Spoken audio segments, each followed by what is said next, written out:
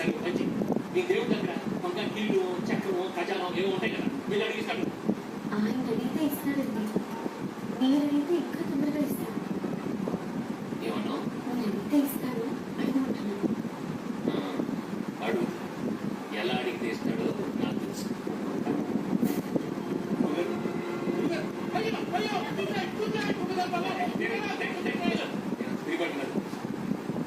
నేను కోర్టులో కేసేస్తాను.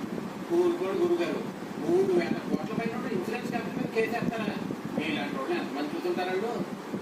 నాలాంటి వాళ్ళు ఎంతో మంది ఆ కంపెనీ మీద కేసేసి ఉంటారు, కానీ మీ దేవుడి మీద కేసేసి ఉంటారు. నేను ఇప్పుడు మీ దేవుడి మీద కేసేస్తాను.